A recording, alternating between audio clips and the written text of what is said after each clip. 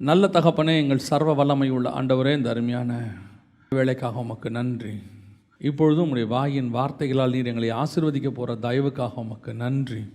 உம்முடைய மகிமை மூடிக்கொள்ளட்டும், ஆசீர்வதியும், வழி நடத்தும். இயேசுவின் நாமத்தில் பிதாவே, அல்லேலூயா.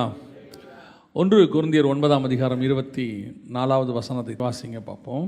பந்தய சாலையில் ஓடுகிறவர்கள் எல்லாரும் ஓடுவார்கள், ஆகிலும் ஒருவனே பந்தயத்தை பெறுவான் என்று அறியீர்களா? நீங்கள் பெற்றுக்கொள்ள தக்கதாக ஓடுங்கள். பந்தயத்திற்கு போராடுகிற யாவரும் எல்லாவற்றிலேயும் இச்சையடக்கமாயிருப்பார்கள். அவர்கள் அழிவுள்ள கிரீடத்தை பெறும்படிக்கு அப்படி செய்கிறார்கள், நாமோ அழிவில்லாத கிரீடத்தை பெறும்படிக்கு அப்படி செய்கிறோம்.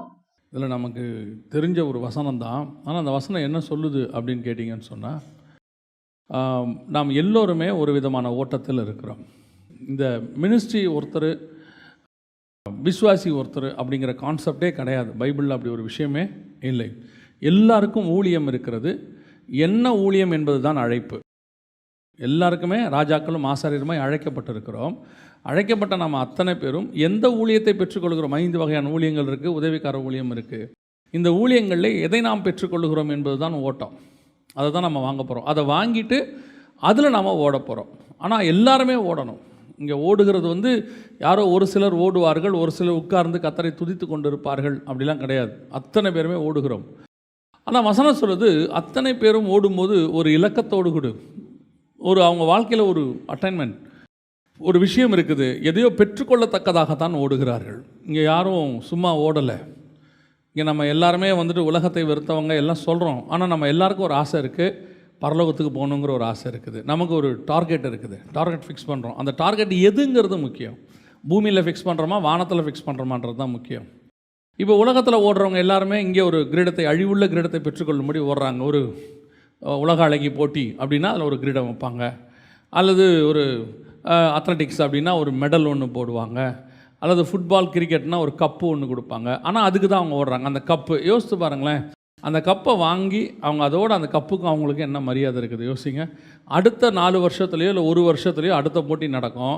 அவங்க ஜெயிப்பாங்க, இன்னொருத்தர், அவங்கக்கிட்ட கப்பு இருக்கும். அதுக்கப்புறம் இந்த கப்புக்கு, இதுக்கு பேர் பாஸ்டன்ஸ். இது பழைய 1996 இவங்க சாம்பியன், அவ்வளோதான் சொல்லிக்கலாமே ஒழிய, இப்போ கரண்ட்டாக வரப்போகிற கப்புக்கு தான் மரியாதை ஜாஸ்தி. அதே மாதிரி தான் உலகத்தில் நடக்கிற எல்லாத்துக்குமே இருக்குது. ஆனால் உங்களுக்கும் எனக்கும் அழிவில்லாத கிரீடமாகிய ஒன்ஸ் ஃபார் ஆல் நம்ம ஜெயிச்சிட்டோம்னா அதுதான் ஃபைனல் கிரீடம். அதுக்கப்புறம் இன்னொரு கிரீடம் வரவே வராது. நாம் தான் எவர் கிரீன் அப்படிம்பாங்க, எட்டர்னல் அப்படின்னு சொல்லுவாங்க. அதை பெற்றுக்கொள்ளத்தக்கதாக ஓடுகிறோம். அப்படி ஓடும்போது நம்ம எல்லாருக்கிட்டையுமே கர்த்தர் என்ன சொல்லி வச்சுருக்கிறாராம், ஒரு ஓட்டத்தில் அத்தனை பேர்கிட்டையும் கர்த்தர் ஒரு டார்கெட் ஃபிக்ஸ் பண்ணி வச்சுருக்கிறார். டார்கெட்னால் இது ஜெயிக்கணும், அது இவ்வளோ ஆத்மா. சிலர் வச்சுருப்பாங்க, வருஷத்துக்கு 500 ஆத்மா சர்ச்சில் வரணும், இத்தனை கிளை சபை ஆரம்பிக்கணும், இத்தனை வீட்டுக்கூட்டம் ஆரம்பிக்கணும், இவ்வளோ பேர் ஞானஸ்தானம் எடுக்கணும். அது அவங்களே ஃபிக்ஸ் பண்ணிக்கிட்ட டார்கெட். கர்த்தர் ஃபிக்ஸ் பண்ண டார்கெட்டை கிடையாது. நம்மக்கிட்ட இருக்கிற ஒரு பெரிய ப்ளஸ் பாயிண்ட்டே என்னென்னா, கர்த்தர் நமக்கு டார்கெட் ஃபிக்ஸ் பண்ணல. ஊழியத்தில் என்ன கிடையாது, டார்கெட் கிடையாது. நம்ம பாட்டுன்னு விதைக்க வேண்டியது. அது 100 மடங்கா 60 மடங்கா 30 மடங்கான்றது கர்த்தர் பார்த்துப்பார். ஆனால் நம்ம சின்சியராக விதைக்கணும், அவ்வளோதான். ஸோ நமக்கு டார்கெட் என்பது கிடையாது. ஆனால் ஒன்று இருக்குது, ஓட்டம்னு ஒன்று இருக்குது. அதை ஓடித்தான் ஆகணும். ஓட்டம் இல்லாமல் கிடையாது. டார்கெட்டே இல்லை அதனால் ஓடவே வேணாம் அப்படி அர்த்தம் இல்லை. இப்போ எப்படி உங்களுக்கு டார்கெட் ஃபிக்ஸ் பண்ணல அதனால் நீங்கள் வீட்டில் படுத்து சோம்பேறியாக இருக்கலாமான்னா இல்லை. நமக்கு ஆண்டவர் ஒரு ஓட்டத்தை வச்சுருக்கிறார். ஆனால் ஓடுகிற நாம் எப்படி ஓடுகிறோம் என்பது தான் வசனம் சொல்லுது. இச்சை அடக்கத்தோடு கூட ஓடுவார்கள். நம்ம ஓடுற ஓட்டம் ஒவ்வொன்றதுக்கு பின்னாடியும் சில க்ரைட்டீரியா இருக்குது. ஏன் ஓடுறோம், எதுக்கு ஓடுறோம், என்ன நோக்கத்துக்காக ஓடுறோம் அப்படின்லாம் இருக்குது. அதுவும் குறிப்பாக அந்த ஆவிக்குரிய வாழ்க்கையில் ஓடும்போது உங்களுடைய ஓட்டம் எப்படி இருக்கணும் அப்படின்னு சில எக்ஸாம்பிள்ஸ் பைபிளில் இருக்குது. இப்போ நம்ம எல்லாருமே ஒரு ஆவிக்குரிய ஓட்டத்துக்குள்ளே தான் இருக்கிறோம். ஆனால் எப்படி ஓடுறோம், நம்மளை பொறுத்த வரைக்கும் 2 வகையான ஓட்டத்தை ஒன்றா ஓடிக்கிட்டு இருக்கிறோம். என்ன ஓட்டம்? உலக வாழ்க்கையில் ஒரு ஓட்டத்தை அறக்க பறக்க காலையில் எழுந்திரிச்சு கிளம்பி ஆஃபீஸுக்கு போய் 5:30 மணிக்கு அதுக்கு பிறகு ஒரு ஆவிக்குரிய ஓட்டம். ஒரு சிலர் ஊழியத்துக்கு போக வர, இருக்கிற ஊழியத்தெல்லாம் பார்க்க, ஜெபிக்க, வேதம் வாசிக்க, ஸ்பிரிச்சுவலி ஒரு உலக ஓட்டமும் ஒரு ஆவிக்குரிய ஓட்டத்தையும் சேர்ந்து ஓடுறாங்க. ஆனால் நமக்கு ஆண்டவர் ஃபிக்ஸ் பண்ணி இருக்கிறது ஒரே ஓட்டம்தான், ஸ்பிரிச்சுவல் ஓட்டம்தான். நான் எப்போவுமே சொல்வேன், நம்ம ஓட்டத்தை நம்ம ஓடிக்கிட்டே இருக்கணும் ஸ்பிரிச்சுவலி. உலக ஓட்டத்தை கர்த்தர் பார்த்து கொள்வார். அதை அவர் நடத்துவார். நம்ம செய்ய வேண்டிய காரியங்களை அவர் செய்வார். நமக்கு சொல்லிக் கொடுப்பார். ஏற்ற நேரத்தில் உயர்த்துவார். எல்லாமே செய்வார். ஆனால் நம்மளுடைய கான்சன்ட்ரேஷன் ஒரே பக்கம்தான் ஓடணும். ஒரே கான்சன்ட்ரேஷன் கர்த்தர் மேலே மட்டும் வச்சு ஓடணும். அப்போ இந்த ஓட்டத்தை நாம் எப்படி ஓடுகிறோம்? எதற்காக ஓடுகிறோம்? இந்த நற்செய்தி அறிவிக்கிறவனாய் ஓடுகிறவன் அப்படின்னு இருக்குது பைபிளில். நம்ம எப்படி ஓடுறோம், எதுக்காக ஓடுறோம் அப்படின்னு இருக்குது. உங்கள் எல்லாருக்கும் தெரியும், 2 சாமுவேலின் புஸ்தகத்தில் ஒரு சம்பவம் இருக்குது. அந்த சம்பவத்தை வாசிக்கிட்டு இருக்கும்போது இந்த நற்செய்தி அறிவிக்கிறவனாய் ஓடுகிறவன், இந்த ஓடுறவங்க எதுக்காக ஓடுறாங்க அப்படின்ற ஒரு விஷயம் இருக்குது. 2 சாமுவேலின் புஸ்தகம் 18ஆம் அதிகாரத்தில் 2 பேர் ஓடுறாங்க. அதாவது அப்சலோம் இறந்து போகிறான்.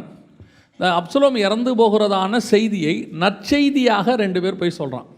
2 பேருமே அதை ஓடுறாங்க. அதில் ஒருத்தன் சொல்கிறான் இது நற்செய்தி அப்படிங்கிறான்.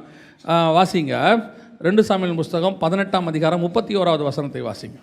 இதோ கூஷி வந்து, ராஜாவாகிய என் ஆண்டவனே, நற்செய்தி. அப்போது தரசன குட் நியூஸ், ஒரு நல்ல விசேஷமான செய்தி ஒன்று இருக்கிறது. நம்ம எல்லாருக்கிட்டையுமே கர்த்தர் அப்படி ஒரு செய்தி கொடுத்து வச்சுருக்கிறார். நீங்கள் கேள்விப்பட்டிருப்பீங்க, இதில் சீரியர் பாளையத்தில் குஷ்டரோகிகளுடைய சம்பவத்தை கேள்விப்பட்டிருப்பீங்க. அவன் சொல்லுவான் இது நற்செய்தி அறிவிக்கிற காலம், குட் நியூஸ். அதுதான் புதிய ஏற்பாட்டில் காஸ்பல் அப்படின்னு சொல்கிறோம். அதுக்கு பேர் குட் நியூஸ். இப்போ நம்ம எல்லார் கையிலையுமே ஒரு குட் நியூஸ் இருக்குது. இந்த குட் நியூஸை கொண்டு போய் சேர்க்க வேண்டிய பொறுப்பு நம்ம கையில் இருக்குது. அதைத்தான் நம்ம ஓடுகிறோம் என்று சொல்லுகிறோம்.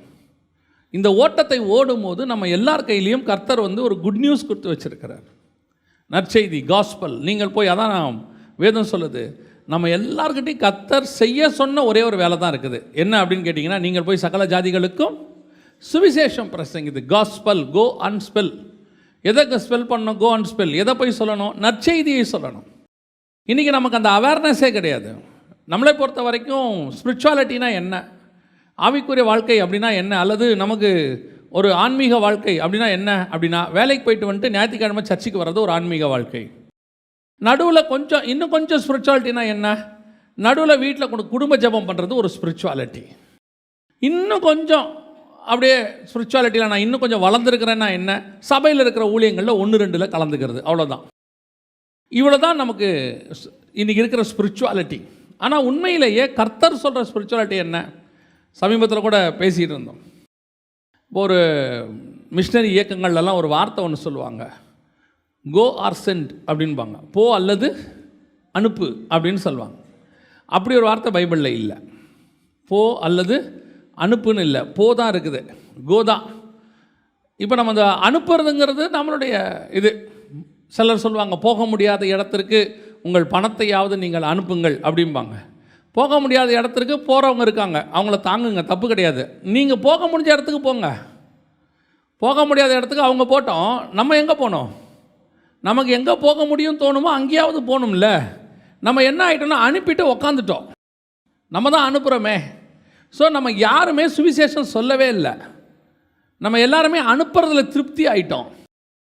நம்ம அனுப்புகிற காசு அது எவ்வளவோ, நான் எதையுமே அசட்டையாக சொல்லலை, நம்ம அனுப்புறதுல வி ஆர் செல்ஃப் சாட்டிஸ்ஃபைட். அதனுடைய விளைவு என்ன? உங்ககிட்ட பர்டிகுலராக உங்களுக்குன்னு கொடுக்கப்பட்ட காஸ்பல் அல்லது நற்செய்தி இன்னும் உங்கள் கையிலே தான் இருக்குது. இல்லைங்க, எவ்வளோ பேர் காஸ்பல் சொல்கிறாங்க, காஸ்பல் சொல்கிறவங்கள தாங்குகிறோம், சபையை தாங்குகிறோம், மிஷினரியை தாங்குகிறோம். அது எல்லாமே நீங்கள் தாங்குறீங்க. நீங்கள் சொல்ல வேண்டிய சுவிசேஷம் எங்கே? அந்த பார்ட். ஒரு அலங்கத்தை நெகேமியா கட்ட சொல்லிட்டாருன்னா அது கொடுக்கறதுக்கு ராஜா இருக்கிறாரு, தேவைகளை சந்திப்பதற்கு ராஜா இருக்கிறாரு, யார்கிட்ட வேணால் வாங்கிக்கலாம். ஆனால் கட்டுறதுங்கிறது ஒருத்தருடைய பொறுப்பு. அவங்கவுங்களுக்கு முன்னாடி இருக்கிற அலங்கத்தை என்ன செய்யணும்? கட்டணும். அப்போ நம்மக்கிட்ட கொடுக்கப்பட்ட ஊழியத்தினுடைய பொறுப்பு என்ன? நான் இங்கே தான் நம்ம என்ன மிஸ்டேக் பண்ணுறோன்னு சொல்கிறேன்.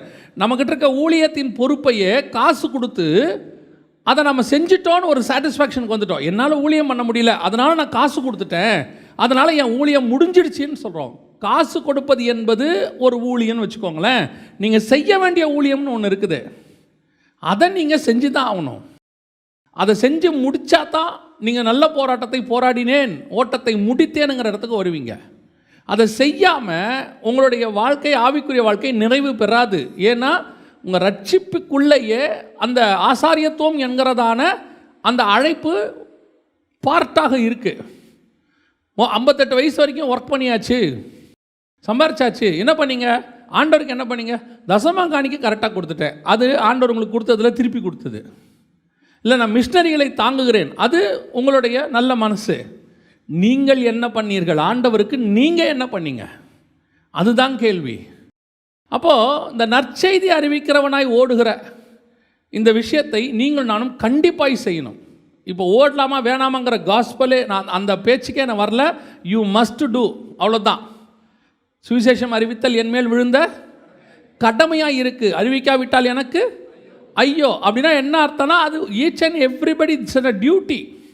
எப்படி காலையில் எழுந்திரிச்சா பல்லு விளக்கணும், காலை கடன்களை முடிக்கணும், சாப்பிட்ணும், சட்டை போடணும், பேண்ட்டு போடணுங்கிறது எப்படி ஒரு அத்தியாவசியமோ அதே மாதிரி காஸ்பல் அறிவித்தலும் அத்தியாவசியம். அது உங்கள் லைஃபோடைய ஒரு பார்ட். அதை நீங்கள் வேறு எதனாலும் சாட்டிஸ்ஃபை பண்ணிட முடியாது. நீங்கள் யோசித்து பாருங்கள், சாப்பிட்றதுக்கு பதிலாக டெய்லி நான் ட்ரிப்ஸே ஏற்றிக்கிறேன்னா சரி வருமா? சாப்பிட முடியாத காலத்தில் நான் ட்ரிப்ஸ் ஏற்றினேன், ஓகே ரைட், அது அன்னைக்கு என்னை வந்து கவலை வச்சுச்சு. அதனால் drips is the better way. மெல்ல வேணாம், அரைக்க வேணாம், அதுக்கப்புறம் பல்லு விளக்க வேண்டாம், அப்படியே வாயை மூடிட்டு கையில் ஏற்றி விட்டால் போதும். வாழ்நாளெல்லாம் ட்ரிப்ஸ் ஆர்டர் பண்ண முடியுமா? அது ஒரு சப்ளிமெண்ட்ரி, என்றைக்கோ ஒரு நாள் அதை கொடுத்தோம். அதே மாதிரி தான் நீங்கள் தாங்குவது. ஆனால் சாப்பிடுவது என்பது நீங்கள் ஊழியம் செய்வதற்கான ஒரு அடையாளம். You must preach gospel. ஆனால் எப்படி ஓடுகிறோம் அதுதான் இன்றைக்கி சொல்ல போகிறேன். இப்போ இன்றைக்கி பார்க்க போகிறது அறிவிக்கணுமா அறிவிக்க வேண்டாமாங்கிற பேச்சே கிடையாது. எல்லாரும் அறிவிக்க வேண்டும். எப்படி அறிவிக்கிறவனாக இருக்கணும்? 2 சாமுவேல் புஸ்தகம் 18ஆம் அதிகாரத்தில் ஒரு நல்ல செய்தி வருது, ஒரு குட் நியூஸ். ஆனால் ஏன்னா நம்ம 31ஆம் வசனத்திலே வாசித்தோம், என் ஆண்டவனே நற்செய்தி, குட் நியூஸ் இருக்குது. ஆனால் அந்த ஒரு குட் நியூஸை 2 பேர் அனௌன்ஸ் பண்ணுறாங்க. ராஜா கிட்ட போய் 2 பேர் சொல்கிறாங்க. ஒன்று அகிமாஸ் அப்படிங்கிறவர் போய் சொல்கிறாரு, இன்னொன்று கூஷி அப்படிங்கிறவர் போய் சொல்கிறார். இந்த 2 பேரும் சொல்கிற காஸ்பலில் என்ன வித்தியாசம் இருக்குது, இந்த 2 பேரும் சொல்கிறதுல என்ன முடிவு இருக்குது அப்படிங்கிறத நம்ம இன்றைக்கி பார்க்க போகிறோம். முதல்ல ஒன்று தெரிஞ்சுக்கோங்க, இது 2த்துக்கு பின்னாடியும் ஒரு ஆவிக்குரிய சத்தியம் இருக்குது. இந்த பூமியில் 2 விதமான காஸ்பல் இருந்துச்சு. நோவா காலத்துக்கு வரைக்கும் அல்லது நோவா காலத்துக்கு பின்னாடி இயேசு கிறிஸ்து வரைக்கும் ஒரு காஸ்பல், இயேசு கிறிஸ்துவுக்கு அப்புறம் ஒரு காஸ்பல், ஆதாம்லேருந்து இயேசு வரைக்கும் ஒரு காஸ்பல், இயேசுலேருந்து உலகத்தின் முடிவு வரைக்கும் ஒரு காஸ்பல். இந்த 2 காஸ்பல். ஒரு காஸ்பல் என்ன அப்படின்னு கேட்டிங்கன்னு சொன்னால் நியாயப்பிரமாணத்தினுடைய காஸ்பல். இன்னொரு காஸ்பல் என்ன அப்படின்னா இயேசு கிறிஸ்துவின் மூலமாக சொல்லப்படுற சுயாதீன பிரமாணம். இன்னும் கொஞ்சம் சொன்னால் இயேசுக்கு முன்னாடி உள்ள ஒரு சுவிசேஷமும் இயேசுவுக்கு பின்னாடி உள்ள சுவிசேஷமும். இயேசுவுக்கு முன்னாடியும் சுவிசேஷம் சொன்னாங்க, சொல்லாமலாம் இல்லை. நோவா நீதியை பிரசங்கித்தார்னு இருக்கு, ஏனோக்கு நியாய தீர்ப்பை பிரசங்கித்தார்னு இருக்கு. இயேசுவுக்கு முன்னாடியே யோவான் ஸ்நானகன் என்ன பண்ணார்? அவர் மனம் திரும்புங்கள் பரலோக ராஜ்யம் சமயமாக இருக்குதுன்னு சொன்னார். அதுக்கு முன்னாடியே தீர்க்கதரிசிகள் வந்து சொன்னாங்க, ஜனங்களை இது பண்ண சொன்னாங்க, ஒழுக்கமாக இருக்க சொன்னாங்க. எல்லா காலகட்டத்திலும் இருக்குது, காஸ்பல் இருக்குது, கர்த்தர் மனம் திரும்ப பண்ணுகிறார். ஆனால் இந்த 2 காஸ்பலும் இங்கே இருக்கிற அந்த 2 பேர் ஓடுற ஓட்டத்துக்கான ஒரு அடையாளம். 2 பேரும் ஒரு விஷயத்தை எடுத்துக்கிட்டு தான் ஓடினாங்க. முதல்ல ஓடின காஸ்பல் இயேசு முன்னாடி ஃபர்ஸ்ட் கம்மிங் வர்றாருன்றதுக்கான ஓட்டம். மேசியா வரப்போறார் வரப்போறார் வரப்போறாரு. அதனால தான் எலிசாலாம் சொல்கிறாரு, தோப்புகளையும் ஒளிவ தோப்புகளையும் தோட்டங்களையும் வீடுகளையும் கட்டுவதற்கு இது காலமோ எல்லாம். அப்போ இயேசு வரப்போறார் வரப்போறாருன்னு காத்திருந்தாங்க.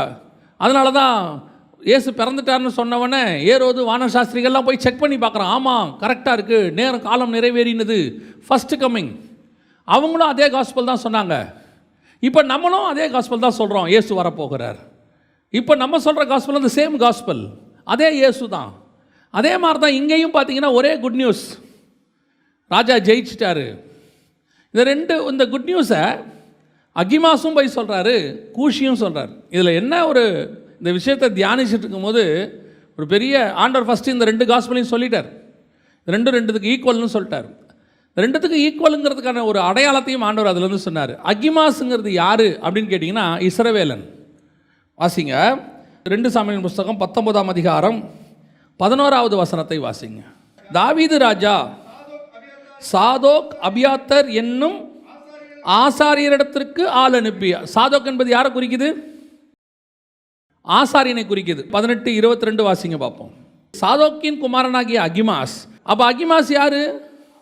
ஒரு ஆசாரியன், ஒரு லேவி கோத்திரத்தை சார்ந்தவன், ஒரு இஸ்ரவேலன். இவன் ஓடுற ஓட்டம். ஆனால் கூஷி யாரு? கூஷி யார்? இஸ்ரவேலன் கிடையாது. கூஷி என்கிற வார்த்தைக்கு குஷ் அப்படிங்கிறதான ஒரு வார்த்தையினுடைய வந்து தான் கூஷி. இது யாரை குறிக்குது? புறஜாதி ஆப்பிரிக்கன். கூஷி என்பது ஒரு கருப்பினத்தை சார்ந்த ஆப்பிரிக்கன். இப்போ ஒரு புறஜாதியானும் இருக்கிறான், ஒரு இஸ்ரவேலனும் இருக்கிறான்.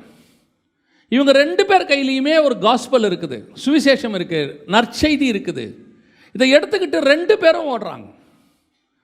இப்போ அகிமாஸ் யோவாபுகிட்ட வந்து கேட்குறாரு, இஸ்ரவேலன், இஸ்ரவேல்கிட்ட இருந்த காஸ்பல் நியாயப்பிரமாணம்னு வச்சுக்கோங்க. அந்த காஸ்பலை வச்சுக்கிட்டாரு.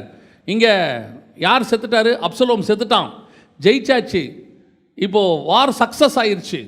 இப்போது அகிமாஸ் சொல்கிறான் யோவாபுகிட்ட, நான் போய் ராஜா கிட்ட சொல்லிட்டா, நான் ஓடட்டான்னு கேட்குறான். இப்போ யோவாபு சொல்கிறான், நீ ஓடாத, நீ என்ன செய்யாத, நீ ஓடாத, நீ வெயிட் பண்ணு, கூஷ் ஓடட்டும்ன்றார். அதுக்கு பின்னாடி யோவாபுக்கிட்ட வேற ஒரு விஷயம் இருக்குது, அதான் ரொம்ப முக்கியம். ஏன் அகிமாஸ் ஓட வேணாம், ஏன் கூஷ் ஓடணுன்றதுக்கு ஒரு ரீசன் இருக்குது. நான் அதை உங்களுக்கு கடைசியாக சொல்லி முடிக்கிறேன். அதனால தான் யோவாபு சொல்கிறான், கூஷ் ஓடட்டும், அகிமாஸ் ஓட வேண்டாம் அப்படின்னு சொல்கிறான். இப்போது கூஷுக்கிட்ட ஒரு காஸ்பல் சொல்லப்படுது, அகிமாஸுக்கிட்டையும் ஒரு காஸ்பல் இருக்குது. ரெண்டு பேரும் இப்போ கூஷ் முன்னாடி ஓடுறான். நல்லா தெரிஞ்சுக்கொள்ளுங்க, அவன் தான் ஃபஸ்ட்டு ஓடுறான். ஆனால் மீண்டும் அகிமாஸ் கேட்குறான் யோவாபுக்கிட்ட, நான் என்ன செய்கிறேன்? ஓடுகிறேன். அங்கே பாருங்கள் 22வது வசனம் 18. சாதோக்கின் குமாரனாகிய அகிமாஸ் இன்னும் யோவாபை நோக்கி, எப்படியானாலும் கூஷின் பிறகாலே நானும் ஓடட்டுமே என்று திரும்பி கேட்டதற்கு, என் மகனே, சொல்லும்படி உனக்கு ஒரு நற்செய்தி இல்லாதிருக்கையில் நீ ஓட வேண்டியது என்ன என்றான். அதற்கு அவன், எப்படியானாலும் நான் ஓடுவேன் என்றான். அப்பொழுது யோவாப், ஓடு என்றான். சரி, போ. இது என்ன காஸ்பல்? இது என்ன காஸ்பல்? நியாயப்பிரமாணம். இஸ்ரவேல் கையில் ஒரு காஸ்பல் இருக்குது, அவனுக்கு அறிவிக்கணும்னு ஆசை இருக்குது, நானும் சொல்கிறேன். அப்போ இவன் சொல்கிறான், இல்லை இந்த காஸ்பல் இப்போ வேணாப்பா, இப்போ சொல்ல வேணாம், அதுக்கு சில காரணங்கள் இருக்குது. யோவாப் சொல்கிறார். அவன் சொல்கிறான், இல்லை நான் ஓடுவேன். அப்போ அவன் சொல்கிறான், உங்கள்கிட்ட நற்செய்தி இல்லை, இருந்த ஒரே காஸ்பல், ஒரே ஒரு காஸ்பல், மெல்கிசேதேக்கின் முறைமையின்படி இருக்கிற ஒரே ஒரு காஸ்பல், இயேசு கிறிஸ்து தான் மெய்யான தேவன், அவர் உங்களுக்காக மரிப்பார், அப்பமும் ரசமும் ஆபிரகாம் கையில் கொடுத்து ஒரு காஸ்பலை முடிச்சாச்சுப்பா, இதுக்கு மேலே காஸ்பல் இல்லை. இவன் சொல்கிறான், இல்லை இன்னொன்று, நான் ஓடுறேனே, இதே எடுத்துக்கிட்டு ஓடுறேனே. சரி ஓடு, சொல்லியாச்சு. இப்போ அகிமாஸ் ஓடுற ஓட்டம் பாருங்க, பிறகு தொடங்கி முந்தி ஓடுகிறவன், பின்னாடி தொடங்கி முன்னாடி ஓடுகிறவன். நியாயப்பிரமாணம் நல்லா தெரிஞ்சுக்கொள்ளுங்க, நியாயப்பிரமாணம் பூமியிலே பின்னாடி வந்தது. பின்னாடி வந்தது எப்போ? ஆதியாகமம் 17ஆம் அதிகாரத்தில் வந்தது. 16ஆம் அதிகாரம் வரைக்கும் நியாயப்பிரமாணமே கிடையாது, அது பின்னாடி வந்தது. ஆனால் உலகத்தில் அதுதான் முன்னாடி இம்ப்ளிமெண்ட் ஆச்சு. ஏன்னா 16ஆம் அதிகாரத்தில் மெல்கிசேதேக்கின் முறைமையை கர்த்தர் என்ன பண்ணிட்டாரு? ஸ்டாப் பண்ணி வச்சுட்டார். இருக்கட்டும், இதுக்கப்புறம் அப்படியே ஸ்டாப் ஆகட்டும். எப்போ இஸ்மவேல் வந்தானோ அதோட ஸ்டாப் பண்ணிட்டாரு. விருத்த சேதனம் வந்துருச்சு, நியாயப்பிரமாணம் வந்துருச்சு. இது பின்னாடி வந்த காஸ்பல். ஆனால் முன்னாடி ஓடுது. முன்னாடி ஓடும்போது இந்த காஸ்பல் சொல்கிற அகிமாஸ் எப்படி ஓடினான்னு வசனம் சொல்லுது. வாசிங்க 18ஆம் அதிகாரம் 23வது வசனம் ஓடுங்க. எப்படியானாலும் நான் ஓடுவேன் என்றான். அப்பொழுது யோவாப், ஓடு என்றான். அப்படியே அகிமாஸ் சமனான பூமி வழியாய் ஓடி கூஷிக்கு முந்திக் கொண்டான். சமனான பூமியின் வழியாக ஓடி. அப்போ கூஷி எந்த பக்கம் ஓடுறான்? மேடும் பள்ளம் உள்ள இடத்துல ஓடிட்டு இருக்கிறான், கரடு முரடான பாதையில் ஓடிட்டு இருக்கிறான். ஆனால் இவன் எதை செலக்ட் பண்ணுறான்? சமனான பூமி, ஓடுறதுக்கு நல்ல இடத்த செலக்ட் பண்ணுறான், நல்லா ஓடுறதுக்கு பீஸ்ஃபுல்லான இடம். இந்த காஸ்பல் நியாயப்பிரமாணம் அப்படித்தான் பூமியில் ஓடிச்சு, பீஸ்ஃபுல்லான காஸ்பல். அந்த காஸ்பலில் உங்களுக்கு என்ன இருந்துச்சு? வீடு இருந்துச்சு, வாசல் இருந்துச்சு, பிள்ளை பேர் இருந்துச்சு, தேசத்தை சுதந்திரி கொண்டு போய் இருந்துச்சு, எல்லாம் இருந்துச்சு. ஆனால் அந்த காஸ்பலில் என்ன இல்லைன்னு கேட்டிங்கன்னா, இயேசு கிறிஸ்துனுடைய மரணம் இல்லை. இயேசு கிறிஸ்துனுடைய மரணம் இல்லை. அவங்களுக்கு அந்த மரணம் சொல்லப்படவே இல்லை. ஏசாயால சொல்லி இருந்தாலும் இஸ்ரவேல் ஜனங்கள் இயேசுவின் மரணத்தை எதிர்பார்க்கவில்லை. இஸ்ரவேல் ஜனங்கள் இயேசுவை எப்படி எதிர்பார்க்குறாங்க? மேசியாவை ராஜாவாக எதிர்பார்க்குறாங்க. அதனால தான் இயேசு கிறிஸ்துவ உலகத்தின் பாவத்தை சுமந்து தீர்க்கிற தேவாட்டுக்குட்டின்னு சொன்னாலும் கூட, இயேசு வந்து ஊழியம் பண்ணிக்கிட்டு இருக்கும்போது யோவான் ஸ்நானகன் திருப்பி கேட்குறாரு, வருகிறவர் நீர் தானா, இன்னொரு வர காத்து. இயேசு கிறிஸ்துவோடைய மரணத்தை அவங்க கொஞ்சம் கூட என்ன செய்யலை, யோசிக்கவே இல்லை. அந்த காஸ்பலில் மரணமே இல்லை. எப்படி சொல்கிறீங்க? அகிமாஸ் சொல்கிற காஸ்பல் பாருங்கள். ராஜா கிட்ட போய் அகிமாஸ் சொல்கிறான். 28, 29 வாசிங்க.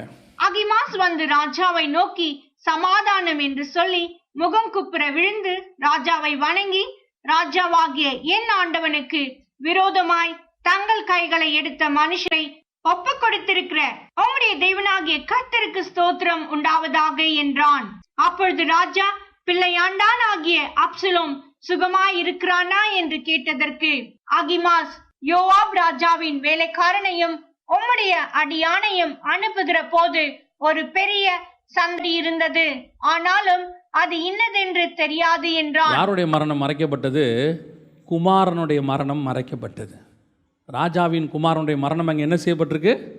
காஸ்பல் வந்துருச்சு, காஸ்பல் ரீச் ஆயிடுச்சு. வி ஆர் சக்சஸ், வெற்றி, நாம் ஜெயிச்சிட்டோம் ராஜா, எல்லாம் நடந்துருச்சு ராஜா, எல்லாம் ஓகே. அடுத்த கேள்வி கேட்குற ராஜா, வாட் ஹேப்பன் டு அப்சலோம்? அப்சலோமுக்கு என்ன நடந்தது? அவன் ஒரே வார்த்தை சொன்னான், எனக்கு சக்ஸஸ் மட்டும்தான் கேட்டுச்சு, அதுக்கப்புறம் ஒரு பெரிய சவுண்டு, அந்த சவுண்டை பற்றி எனக்கு தெரில, அந்த சவுண்டில் எனக்கு எதுவுமே புரியல, அதனால் எனக்கு தெரிஞ்சது ஒன்றே ஒன்று, நம்ம ஜெயிச்சிட்டோம், அவ்வளோதான். குமாரனுடைய மரணம் அகிமாஸுக்கு தெரியும். அகிமாஸுக்கு தெரியாது கிடையாது, ஆனால் அவன் சொல்லவில்லை, மறைத்து விட்டான். இதுதான் நியாயப்பிரமாணம்.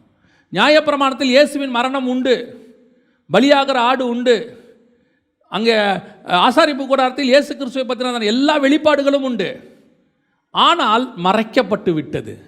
அதுதான் ஃபஸ்ட்டு வந்த காஸ்பல், அகிமாஸின் காஸ்பல். இன்னைக்கு ஒரு கூட்டம் அகிமாஸின் காஸ்பலை சொல்கிறதுக்கு தான் விரும்புது.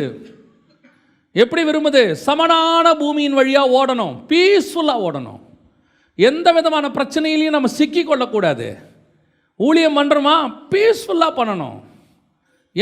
ஆனால் கூஷோடைய ஓட்டம் எப்படிப்பட்ட ஓட்டம்? அது புறஜாதி சபையினுடைய ஓட்டம்.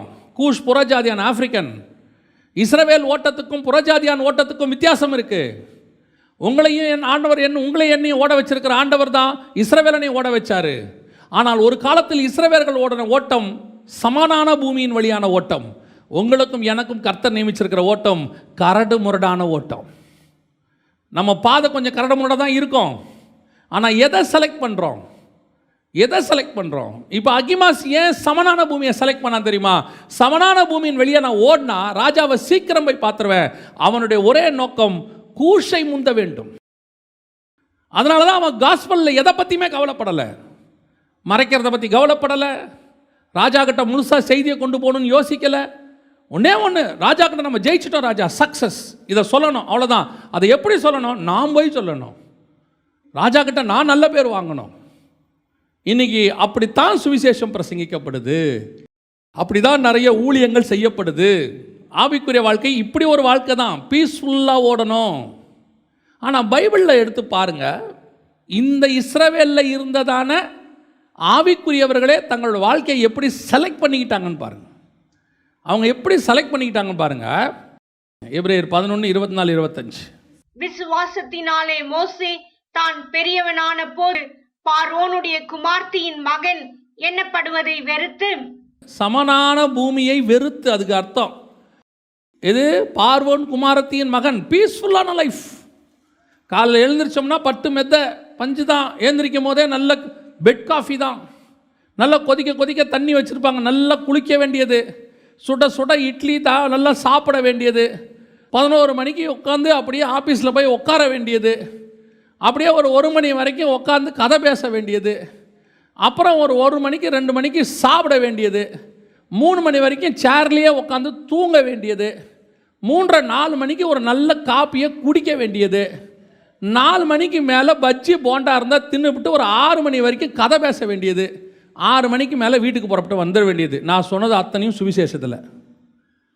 நீங்கள் எதோ ஆஃபீஸ் ஒர்க்குன்னு நினச்சிங்களா? இப்போ நான் சொன்னது இவ்வளியும் காலையிலேருந்து சாயங்காலம் வரைக்கும் சமனான பூமி, பார்வோன் குமாரத்தின் மகன். கேட்டால் சொல்கிறது, நம்மளாம் ராஜாவுடைய பிள்ளைகள், நம்ம ராஜாவின் பிள்ளைகள், நாம் இப்படி தான் கிராண்டாக லக்ஸூரியஸாக. இப்போவும் சொல்கிறேன், நீங்கள் தரித்திரமாக இருக்க வேண்டும் என்று இயேசு விரும்பவில்லை, ஆனால் எளிமையாக இருக்க வேண்டும் என்று இயேசு விரும்புகிறார். ஏழ்மையாக இருக்கணும்னு கர்த்தர் சொல்லவே இல்லை, எளிமையாக இரு, அவ்வளோதான். இன்றைக்கி எப்படி போயிட்டு இருக்குது ஆவிக்குரிய வாழ்க்கை? பார்வோன் குமாரத்தின் மகன், சமனான பூமி வழியாக ஓடணும், பீஸ்ஃபுல்லாக ஓடணும். இன்றைக்கி சமனான பூமியில் ஓடுறத ப்ரிஃபரபிள். கர்த்தர் உங்களை அந்த பூமியில் ஓட வைக்கிறாரு, அது தப்பு கிடையாது. எல்லாருமே பவுல் மாதிரி தான் பட்டணம் தூரம் அடிக்கப்படணுன்ற அவசியம்லாம் இல்லை. கர்த்தர் எப்படி கொண்டு போகிறார் தோத்துறோம். ஆனால் இருதயத்துக்குள்ளே ஒரு எண்ணம் இருக்கணும், என்ன ஆண்டவர் நல்லபடியாக இன்னும் வச்சுருக்கிறாரு, நான் இன்னும் கரடு முரடான பாதையில் ஓடல. சில மிஷினரிகளோட போய் பாருங்கள், அவங்க ஓடுற கரடு முரடான பாதை எப்படி இருக்குன்னு போய் பாருங்கள். அவங்களோட ஒரு 3 நாள் தங்கி பாருங்கள், 3 நாள் ஓடி வந்துடுவீங்க. சமீபத்தில் ஒரு மிஷினரியை பார்க்க போனோம். அந்த குளிரில் அந்த மத்தியில் இருக்கவே முடியாது. அங்கே பிள்ளைகளோடு அவர் வாழ்க்கையை ஓட்டிக்கிட்டு இருக்கிறார். அவரை கேட்டால் அவர் சொல்கிறாரு, நாங்கள் எவ்வளோ பரவாயில்ல பாஸ்டர், இங்கேருந்து ஒரு 300 கிலோமீட்டர் தள்ளி காஷ்மீர் பார்டரில் ஒரு ஊழியக்காரர் இருக்கிறாரு, 6 மாதம் பனி மூடிடுமா வீட்டை விட்டு வெளியே வர முடியாதான். 6 மாதத்துக்கு தேவையானதை வாங்கிட்டு ஊருக்குள்ளே போயிடுவாங்களாம். ஊரை முழுக்க பனி மூடிடுமா, அதாவது தகவல் தொடர்பே துண்டிக்கப்பட்டுருமா. 6 மாதம் கழித்து பனி உருகும் போது தான் வெளியே வருவாங்களாம், அந்த ஊரை விட்டு வெளியே வருவாங்களாம். அந்த ஊருக்கு போவானது எல்லாமே மூடிடுமா, வீடெல்லாம் பனியில் மூடிடுமா, வீட்டுக்குள்ளேயே தான் இருப்பாங்களா 6 மாதம். சுவிசேஷமே சொல்ல முடியாதான். கரடு முரடான பாதைகளை செலக்ட் பண்ணி ஏன் அவருக்கு தெரியாதா? சென்னையில் ஒரு ஏரியாவை செலக்ட் பண்ணி ஒரு வீட்டை வாடகைக்கு எடுத்து மேலே கொட்டா போட்டு ஊழியம் பண்ண அவருக்கு தெரியாதா? சமனான பூமி வழியாக ஓடுறதுக்கு அவருக்கு தெரியாதா? அகிமாசின் ஓட்டத்தை விரும்புகிறோம், ஆனால் கூஷினுடைய ஓட்டம் அப்படி இல்லை. ஆனால் ஏன் அகிமாஸ் சமனான பூமியில் ஓடினா தெரியுமா? அவன் ஓட்டம் என்ன, ராஜாவுக்கு காஸ்பலை சொல்லணுங்கிறது 2வது, கூஷ முந்தணும் அதான் முக்கியம். நான் முன்னாடி போய் சொல்லி ராஜா கிட்ட நல்ல பேர் வாங்கணும். அதான் பவுல் சொல்கிறாரு, சுவிசேஷம் அறிவிக்கிறதுலே 2 வகை இருக்குதாம்மா. பிலிப்பியருக்கு எழுதின நிருபம் 1ஆம் அதிகாரம் 15வது வசனத்திலேருந்து வாசிங்க பார்ப்போம். சிலர் பொறாமையினாலும் விரோதத்தினாலும் சிலர் நல்மனதினாலும் கிறிஸ்துவை பிரசங்கிக்கிறார்கள். சிலர் என் கட்டுகளோடு உபத்திரவத்தையும் கூட்ட நினைத்து சுத்த மனதோடு கிறிஸ்துவை அறிவியாமல் விரோதத்தினாலே அறிவிக்கிறார்கள். 2 இருக்குது காஸ்பல்ல. ஒன்று உபத்திரவத்தோட பாடுகளோடு கூட அன்பினாலே காஸ்பல் சொல்கிற ஒரு குரூட்டு, இதான் கூஷ், கரடு முரடான ஓடுறது. சிலது பொறாமையினால் வைராகியத்தினால அவன் ஊழியம் பண்ணுறான் நானும் பண்ணுறேன். சிலருக்கு பார்த்தீங்கன்னா எது ஊழியம் அப்போ ஃபேமஸாக இருக்குதோ அந்த ஊழியத்தை அவங்க பண்ணுவாங்க. அப்போ நல்ல அடையாளங்கள் வந்து என்ன சொல்கிறது, வியாதியெல்லாம் சுகமாகுதுன்னா இவங்களும் சுகமளிக்கிற ஆராதனைக்கு வந்துடுவாங்க. அப்போ கொஞ்சம் ப்ராஃபஸி நல்லா போயிட்டு இருக்குன்னா இவங்களும் தீர்க்க தரிசன கூட்டத்துக்கு வந்துடுவாங்க.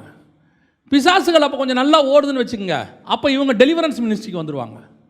இவங்களுக்குன்னு ஒன்று அதில் இருக்கவே இருக்காது. ஏன்னா இது கூட அகிமாஸ் ஓடுறோம், அகிமாஸ் கூட்டம் கூஷை பார்த்துக்கிட்டே ஓடும், முன்னாடி ஓடுறான் அவன் ஓடுறா அப்படின்னு ஓடும். நமக்கு என்ன வைராக்கியத்தில் அவனை பார்த்து இவனை பார்த்து அந்த மாதிரி சர்ச்சை நடத்தணும், இந்த மாதிரி நடத்தணும், வைராக்கியம், ஆசை, பொறாமை, பேராசை. நம்ம அத்தனை பேருக்கும் ஒரு ஓட்டத்தை கத்தர் வச்சுருக்கிறாரு. அந்த ஓட்டத்தை தான் நம்ம ஓடணும். பக்கத்தில் இருக்கிற கூஷ் ஓட்டத்தை பார்த்து ஓடக்கூடாது, இவனை மாதிரி ஆகணும். பாருங்கள், பேதுரு ஃபஸ்ட்டு மீட்டிங்கில் 3000 பேருக்கு பேசிட்டார், அடுத்த மீட்டிங்கு 5000 பேருக்கு பேசிட்டார். பவுல் வாழ்நாளெல்லாம் ஒரு மீட்டிங் கூட அப்படி பேசினதில்லை. ஒரு மீட்டிங் கூட 5000 பேர் 10,000 பேர் யார் பேசலை, ரட்சிக்கப்பட்டு ஜனங்க வந்தாங்கன்னு இருக்கவே இருக்காது.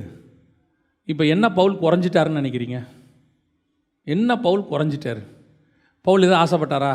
தீத்துவை கூப்பிட்டு அந்த மீன்காரங்க மீட்டிங்க்கு 3000 பேர் வராங்க, நான் கமாலியல் பாதத்தில் படித்தவன், 15 பேர் வந்து உட்காந்துருக்கான், என்ன மீட்டிங் நடத்துகிறீங்க? நீங்கள் நாளைக்கு ஒரு பெரிய பேனராக போடுங்க, பவுல் 9 வரங்கள் பெற்றவர், கமாலியல் பாதத்தில் படித்தவர், மாசிடோனியா முழுக்க பிரயாணம் செய்தவர், இன்று நம்முடைய தேசத்துக்கு வருகிறார்னு ஒரு பெருசாக போடுங்க. உனக்கு என்ன கொடுத்தாரோ அதை செய்ப்பா, அது என்ன வேணா இருந்துட்டு போட்டுமே.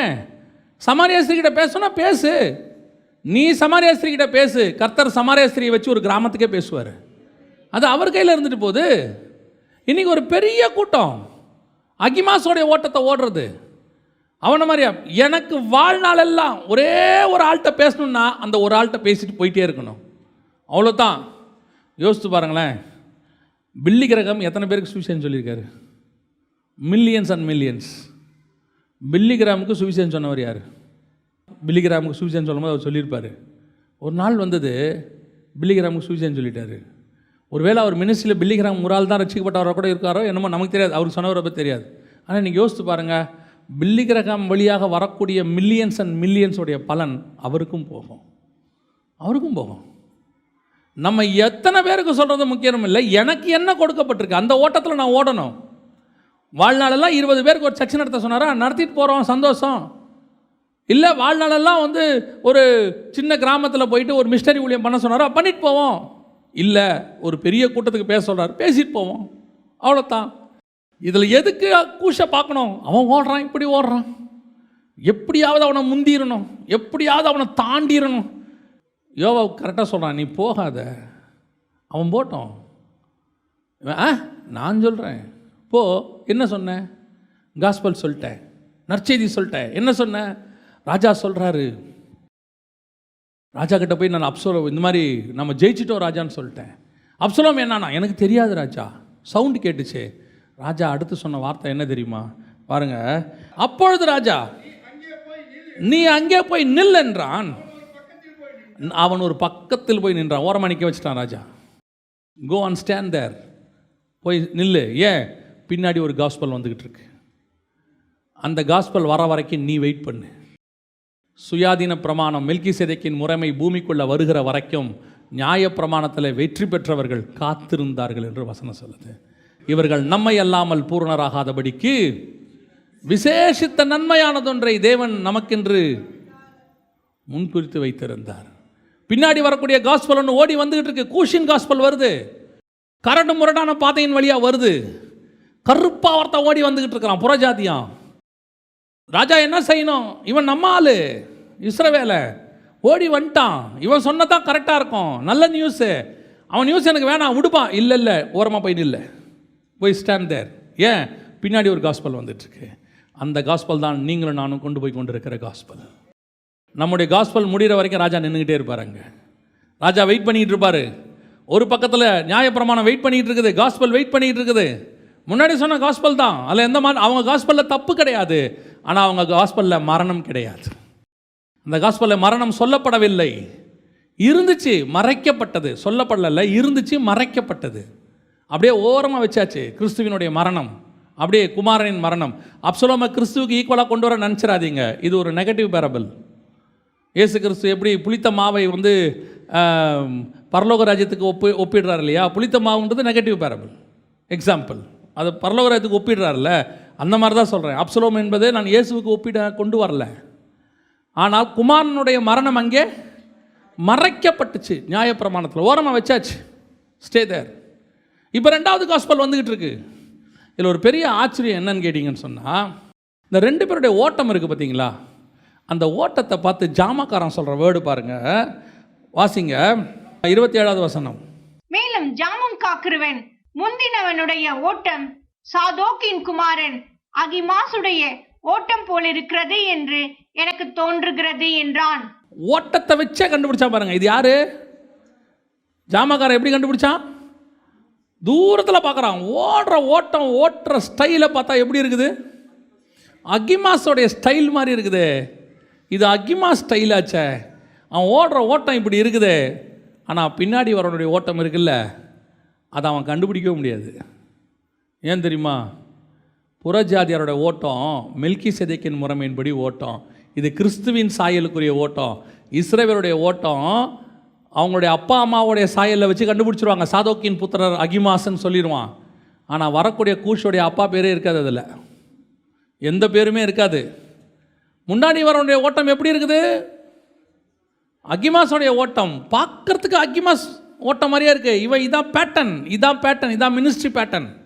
அவங்கவுங்களுக்கு ஒரு மினிஸ்ட்ரி பேட்டர்ன் வச்சுக்கிட்டு ஓடுறது. ஆனால் உங்களுக்கு எனக்கு நியமிக்கப்பட்ட பேட்டர்ன் இருக்குல்ல, அது எந்த பேட்டர்னும் கிடையாது. கிரைஸ்டோடைய பேட்டர்ன், அது கிறிஸ்துவினுடைய ஓட்டம். அந்த ஓட்டத்தை கண்டுபிடிக்கவே முடியாது. வான்னு ஓடிட்டே இருக்கிறதா. என்னப்பா யார்ப்பா ஓடுறது? எவனே தெரிலைங்க. எவனோ ஓடுறாங்க. அதில் இஸ்ரவேல் கோத்திரத்தில், லேவி கோத்திரத்தில் சாதோக்கு பையன் தானே ஓடணும். இங்கே யார் ஓடுறா? ஐயோ, இதில் இந்த கேஸே கிடையாதுங்க. அந்த கோத்திரம் இந்த கோத்திரம்லாம் கிடையாதுங்க. ரட்சிக்கப்பட்ட எல்லாவனுமே ஓடுவாங்க. ஏங்க இதில் படித்தவன் படிக்காதவன் ஒன்றும் கிடையாதுங்க. அப்புறம் யார் தான் ஓடுறது எவனே தெரிலைங்க. ஆனால் ஓடுறான், ஓடிட்டே இருக்கான். அந்த ஓட்டம் தான் உங்களுடைய என்னுடைய ஓட்டம். உனக்கு எனக்கு எந்த அடையாளமும் கிடையாது. எல்லா அடையாளமும் கிறிஸ்து தான் அடையாளம். அல்லேலூயா. இந்த பேருக்கு பின்னாடி போடுற அடையாளம், பேருக்கு கீழே போடுற அடையாளம், பேருக்கு முன்னாடி போடுற அடையாளம் எதுவுமே கிடையாது. நமக்கு எந்த அடையாளமும் கிடையாது, ஒரு அடையாளமும் கிடையாது. தூரத்துலேருந்து பார்க்குறான், ஒன்று தெரியுதுங்க, அது அகிமாஸுங்க, சாதோக்கின் புத்திரர் இஸ்ரவேலர், நல்லா தெரியுது. இன்னொன்று அது எதுனே தெரியலைங்க, ஓடி வந்துக்கிட்டு இருக்குது. இதுதான் உங்களுக்கும் எனக்கும் நியமிக்கப்பட்ட ஓட்டம். நம்ம வெளிக்காட்டுறதுக்காக நாம் இந்த ஊழியத்துக்கு வரல, நம்மை முன்னிலைப்படுத்துறதுக்காக வரல, நம்மை பிரகடனப்படுத்துறதுக்காக வரல. தெளிவாக வசனம் சொல்லுது, நீர் பெருகவும் நான் சிறுகவும் வேண்டும். இன்றைக்கி நம்மளை தூக்கி அப்படியே உலகம் அப்படி தான் செய்யும். உன்னை தூக்கி மேலே உட்கார வச்சு அப்படியே உன்னை உட்கார வச்சுக்கிட்டே பேசுவான் பாருங்க, எப்படி இருக்குன்னு தெரியுமா காதுக்கு? எப்பயாவது அவன் சொல்கிறது உனக்கு நல்லா காதில் பட்டுருச்சுன்னா நீ வீழ்ச்சி அடைய தொடங்கிட்டேன்னு அர்த்தம். அவன் சொல்ல சொல்ல உனக்கு காதில் பாதரசத்தை ஊற்றின மாதிரி எரியணும். ஐயையோ இவனுக்கு கொன்னுடுவாங்க போல நம்மளை. உங்களுக்கு எனக்கும் ஒரே அடையாளம் தான், ஆண்டவராக இயேசு கிறிஸ்து ஒருத்தர் மட்டும்தான், வேறு அடையாளமே கிடையாது. எதையும் சொல்லக்கூடாது. நீ நானும் யாருங்க? ஒன்றும் இல்லாத குப்பையை கொண்டு வந்து புழுதியிலிருந்து எடுத்து கொண்டு வந்து கர்த்தர் வேதம் சொல்கிறார், ராஜாக்கள் மத்தியில் உட்கார வச்சிருக்கிறார். அவர் உட்கார வச்சிருக்காரு. ஏதோ சுற்றி இருக்கிற ராஜாவை அவர் நம்ம மேலே எதையோ ஒன்று மூடினதுனால, தாவீதுக்கு மேலே சவுலுடைய ட்ரெஸ்ஸை போட்ட உடனே அவனும் பார்க்கறதுக்கு எப்படி தான் இருந்திருப்பான், போர் சேவகன் மாதிரி இருந்திருப்பான்ல. அந்த மாதிரி நீங்களும் நானும் ஏதோ அவரால் கொஞ்சம் கனம் பெற்றவர்களை போல இருக்கிறோம். இன்றைக்கி ஓடுற ஓட்டத்தில் நான் யாருன்னு ஒரு அடையாளம் தெரியணும். எனக்கென்று ஒரு அடையாளம், என் ஊழியத்துக்குன்ற அடையாளம் எதுவும் கிடையாது. தூக்கி எல்லாத்தையும் ஓரம் போடுங்க. கடைசி வரைக்கும் உன் ஊழியத்தில் கிறிஸ்து மட்டும்தான் வெளியே தெரியணும், வேறு எதுவும் வெளியே தெரியவே கூடாது. கடைசியில் ஒன்றும் இல்லாமல் பூமியில் போயிடணும். நீ அப்படி போனீன்னா பரலோகத்தில் ஜீவ புஸ்தகத்தில் பேர் எழுதி கர்த்தர் நித்தியமாக நம்ம பேரை பரலோகத்தில் வச்சுப்பார். நீ பூமியில் உன் பேர், அங்கே பாருங்க அழகாக வசனம் சொல்லுவோம், 18ஆம் அதிகாரம் 18ஆம் வசனம் சொல்லுது, அப்சலோம் உயிரோடு இருக்கையில் என் பேரை நினைக்க பண்ணும்படியாக எனக்கு குமாரன் இல்லை என்று சொல்லி ராஜாவின் பள்ளத்தாக்கிலே தனக்கென்று ஒரு தூணை நிறுத்தி அந்த தூணுக்கு தன் பேரை தரித்திருந்தான். அந்த தூணுக்கு தன் பேரை, இன்னைக்கு தான் பேரை நிற்கணும்னு ஒரு தூணு, தான் பேரை நிற்கணும்னு சொல்லி ஒரு பிரகடனம், ஒரு ப்ரொபகேண்டா. எப்படியாவது நம்ம பேர் பெருமை அடையணும், எப்படியாவது எல்லாருக்கும் மத்தியிலையும். உங்களுக்கு திருப்பியும் சொல்கிறேன், நம்ம பேரை 800 கோடி ஜனங்களுக்கு முன்னாடி சொல்லுகிறதை விட கோடான கோடி தூதர்களுக்கு முன்பாக தேவன் சொல்லுவார். அதுதான் ஆசீர்வாதம். ஒரு நாள் பூமி அழியும் போது உன் பேரும் அழிந்து போகும். ஆனால் உனக்கும் எனக்கும் ஒரே ஒரு அடையாளம் இருக்குது. எங்கே இருக்குது தெரியுமா? பரலோகத்தில் அந்த அடையாளம் இருக்குது. அப்படியே எல்லா தேவபுத்திரரும் கூடி வந்து நிற்கும் போது கோடான கோடி தூதர்கள், பரிசுத்தவான்கள் அப்படியே 6 சட்டைகளோடு நின்றுக்கிட்டு இருக்கிற எல்லாருக்கும் முன்னாடி ஆண்டவர் கேட்குறாரு, யோபுவை பார்த்த பூமியில் எப்படி இருக்கும் பாருங்க. இப்போ தேவன் பேசுகிறாருன்னா அத்தனை பேரும் சைலண்டாக தானே இருப்பான். அத்தனை பேரும் என்னடா தேவன் பேச போகிறான்னு பார்த்தா, எங்கேருந்து வர? பூமியிலேருந்து வர. யோபுவை பார்த்த என்ன ஒரு கணம் பாருங்க, என்ன ஒரு கணம். டோட்டல் பூமியில் இருக்கிற அத்தனை பேரில் ஒரு பேரை பரலோகத்தில் கோடான கோடிக்கு பேருக்கு முன்னாடி ஆண்டவர் சொல்கிறாருன்னா அதுதான் கணம். பூமியில் சொல்கிறது ஒன்றும் பெரிய கணம் கிடையாது. நமக்கு முன்னாடி எத்தனையோ பேர் எவ்வளோ சாதிச்சுட்டு போயிட்டான். இன்றைக்கி அவன் பேரெலாம் பூமியில் இல்லை, அழிஞ்சு போச்சு. ஆனால் உன் பேரும் என் பேரும் பரலோகத்தில் நித்தியமாக இருக்கும். ஓடும்போது நம்மளை பார்த்து எந்த கண்டுபிடிப்பும் கண்டுபிடிக்கக்கூடாது. இது அகிமாஸு, இது கூஷு கண்டுபிடிக்கக்கூடாது. யாரா ஓடுறது தெரியலைங்க, எவனோ ஒருத்தன் ஓடுறான், ஓடிட்டு போட்டோம். அந்த ஓட்டம் ராஜா கிட்ட போகும். முதலாவது ஓடுகிறவன் பிந்தி ஓடினவன் முந்தி ஓட ட்ரை பண்ணி, பேரை வாங்க ட்ரை பண்ணி, காஸ்பலை மறைச்சி அப்படியே பாதி சொல்லி பாதி சொல்லாமல், இன்றைக்கி அப்படி தான் சுவிசேஷம், பாதி சொல்லி பாதி சொல்லாமல் மறைச்சி வச்சு அப்படியே ஓரமாக கொண்டு போய் வச்சிடறாங்க. அதனால் இப்போ என்ன ஆயிடுச்சு, ரெண்டாவது ஓடுறவனுக்கு ஃபுல் காஸ்பல் தேவைப்படுது. முன்னாடி ஓட்டுறவன் என்ன காஸ்பல் சொன்னான்? Half gospel. ஜெயிச்சிட்டோம் ராஜா. அப்சலோம் என்னன்னா தெரியாது ராஜா. மரணம் என்னாச்சு தெரியாது. அப்சலோம் சுகமாக இருக்கிறான் தெரியாது. அதெல்லாம் தெரியாது. ஒன்றே ஒன்று தெரியும், ஜெயிச்சிட்டோம், சக்ஸஸ், வீடு கட்டிட்டோம், பிரைஸ் தி லார்ட், அல்லேலூயா, இவ்வளோ தான் தெரியும். இது ஆஃப் காஸ்பல். அதனால் இப்போ நம்ம என்ன ஆகிட்டோம், இப்போ அடுத்து ஃபுல் காஸ்பலுக்கு ஆகிட்டோம். இப்போ அடுத்து ஒருத்தன் ஓடி வரான் பாருங்க, வாசிங்க 31வது வசனம். இதோ கூஷி வந்து ராஜாவாகிய என் ஆண்டவனே, நற்செய்தி, இன்று கர்த்தர் உமக்கு விரோதமாய் எழும்பின எல்லாரின் கைக்கும் உம்மை நீங்களாக்கி நியாயம் செய்தார் என்றான். அப்பொழுது ராஜா கூஷியை பார்த்து, பிள்ளையாண்டான் ஆகிய அப்சலோம் சுகமாயிருக்கிறானா என்று கேட்டதற்கு, கூஷி என்பவன் அந்த பிள்ளையாண்டானுக்கு நடந்தது போல ராஜாவாகிய என் ஆண்டவனுடைய சத்துருக்களுக்கும் பொல்லாப்பு செய்ய உமக்கு விரோதமாய் எழும்புகிற யாவருக்கும் நடக்க கடவது என்றான். தெளிவா பேசுறான் பாருங்க. அந்த பிள்ளையாண்டானுக்கு அவன் மறைக்கவே இல்லை. இதான் காஸ்பல், இவ்வளவுதான் காஸ்பல். எது விஷயம் சொல்றான், நேரா சொல்லு, டைரக்டா சொல்லு. ராஜா வருத்தப்படுவாரே, ராஜாவுடைய பையனாச்சே, சொன்னா ராஜா கவலைப்படுவாரே, ராஜாவுடைய இருதயம் உடைக்கப்பட்டுருமோ. மனுஷனுக்கு ஏத்த மாதிரி காஸ்பலை மாற்றக்கூடாது. அதான் வசனம் சொல்லுது கலாத்தியர்ல, நான் இன்னும் மனுஷனை பிரியப்படுத்துகிறவனா இருந்தால் தேவனுக்கு ஊழியக்காரன் அல்லவே. எதிரில் இருக்கிறவன் எவன் வேணா இருக்கட்டும், நிற்கிறது ராஜாவா இருக்கட்டும், நிற்கிறது செத்து போனவனுடைய அப்பாவாக இருக்கட்டும், I don't care, this is the gospel. அவ்வளோதான், நேரடியாக சொல்லிட்டு போயிட்டே இருப்பேன் நான். சொல்லு காஸ்பலை, தைரியமாக சொல்லு. ஏன் உனக்கு பயம்? இப்போ சொல்கிற பாருங்க, ஏன் யோவாபு கூஷை அனுப்பிட்டு ஏன் அவன் அகிமாசை போவேன்னான்னு சொன்னான் தெரியுமா? அதுக்கு ஒரு காரணம் இருக்குது. யோவாபுக்கு அகிமாஸ் இனத்தான், இவன் யூதா கோத்திரம், அவன் லேவி கோத்திரம், எல்லாம் இஸ்ரவேலை. ஆனால் கூஷ் யாரு?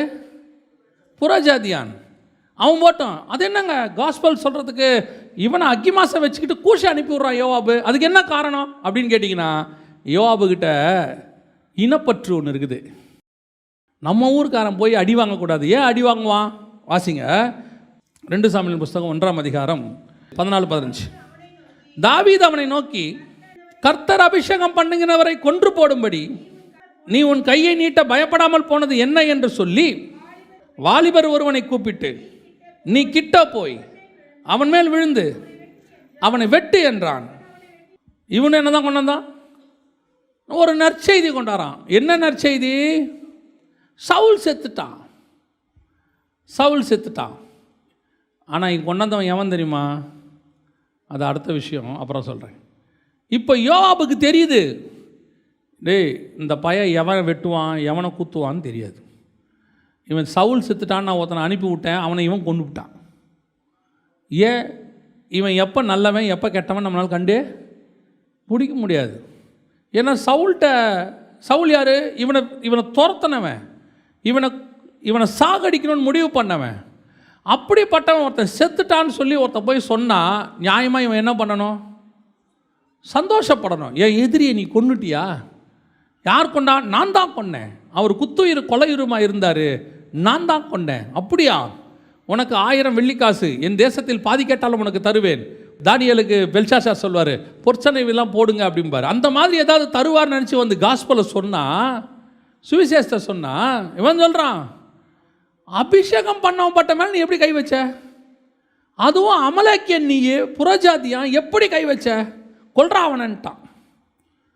இது என்ன காஸ்பல் தெரியுமா? அப்போ இந்த காஸ்பல் ஏங்க தாவீது இப்படி பண்ணார்? இந்த அமலேக்கன் ஏன் வந்து தாவீதிட்ட இதை சொன்னான்? அவரும் ப்ரூஃபோட வரான்.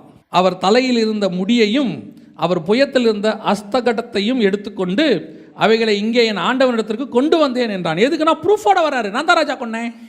அப்படி சொன்ன உடனே தாவீது சொல்கிறான், கொன்னுடுறான் அவனை. ஏன்? அப்சலோம் செத்தது கான்செப்ட் வேற, சவுல் போனது பெலிஸ்தியரோட சண்டைக்கு.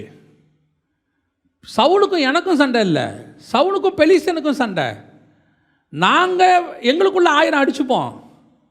ஆனால் ஒரு அமலேக்கியன் அவனை கொல்றதுக்கு என்ன கிடையாது? அதிகாரம் கிடையாது.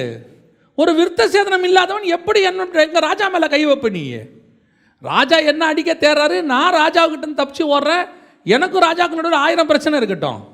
3வது நபர் நீ யாரு? நீ எப்படி எங்கள் ராஜா மேலே கை வைப்ப? இதுதான் தாவீதினுடைய நிலைப்பாடு. இதுக்கு பேர் ராங் காஸ்பல். அமலேக்கியன் சொன்னதுக்கு பேர் என்னது? Wrong gospel. செஞ்சது தப்பு, ஆனால் அவர் அதை நற்செய்தின்னு நினச்சிக்கிட்டாரு. நினச்சிக்கிட்டு ராஜா கிட்ட கிஃப்ட் கிடைக்கும்னு வர்றாரு, எடுத்துக்கிட்டு வர்றாரு. ராஜாவுடைய எதிரியை நம்ம கொண்டுட்டோன்னு சொன்னால் ராஜா நமக்கு கிஃப்ட் கொடுப்பாருன்னு நினச்சி ப்ரூஃபோடு வராரு. இதே மாதிரி ஆண்டவர்கிட்ட காஸ்பலோட ஒரு குரூப் வரும். யார் வருவா தெரியுமா? மத்தேயு எழுதின சுவிசேஷம் 7ஆம் அதிகாரம் 22-23 வாசிங்க பார்ப்போம். மத்தேயு 7:22-23. அந்நாளில் அநேகர் என்னை நோக்கி, கர்த்தாவே கர்த்தாவே, உமது நாமத்தினாலே தீர்க்க தரிசனம் உரைத்தோம் அல்லவா? உமது நாமத்தினாலே பிசாசுகளை துரத்தினோம் அல்லவா? உமது நாமத்தினாலே அநேக அற்புதங்களை செய்தோம் அல்லவா என்பார்கள். இப்போ இவங்க ராஜா கிட்ட வந்து என்ன கேட்குறாங்க? ராஜா, உங்க நாமத்தில் நாங்கள் என்ன செஞ்சுருக்கோம்? பெரிய பெரிய காரியம்லாம் செஞ்சுருக்கோம். அப்போ என்ன தாட்டில் வராங்க ராஜா கிட்ட? ராஜா நமக்கு பெரிய கிஃப்ட் கொடுப்பாரு, கிரீடம் கொடுப்பாரு, ஜீவ கிரீடம் கொடுப்பாரு, எல்லாம் நினச்சிக்கிட்டு வந்தா ராஜா சொல்கிறாரு, பிடிச்சி நரகத்தில் தள்ளுங்கடாம்பாரு. ஒரு காலம் உங்களை நான் அறியேன், அக்கிரம செய்கைக்காரரே, என்னை விட்டு அகன்று போங்கள் என்று சொல்லுங்கள். அக்கிரம செய்கை. எது அக்கிரமம்? எது அக்கிரமம்? பிசாசு துரத்துனது, உங்களுடைய நாமத்தினால தீர்க்க தரிசனம் உரைத்தது. அப்போ இதெல்லாம் அக்கிரமமா? இதெல்லாம் காஸ்பல் இல்லையா? காஸ்பல் சொல்கிறது வேற, எப்படி சொல்லணும்னு இருக்குது, அதுதான் காஸ்பல். நீ உன் இஷ்டத்துக்கு போய் சொல்லி சவுலை கொண்டுட்டு எங்கிட்ட கிஃப்ட் கேட்டால் நான் எப்படி தருவேன்? அதுக்கு பேர் அக்கிரம செய்கை. அற்புத அடையாளங்களை என் நாமத்தை பற்றி நீ செஞ்சுட்டு, ஆனால் பிதாவின் சித்தத்தின்படி செய்யாமல் உன் சித்தத்தின்படி செஞ்சா அதுக்கு பேர் அக்கிரம செய்கை. இதுக்கு தான் யோவாபு சொல்கிறான், போகாத, இது ராங் வே. இந்த ராங் வே நான் ஒரு நாள் பார்த்துட்டேன்.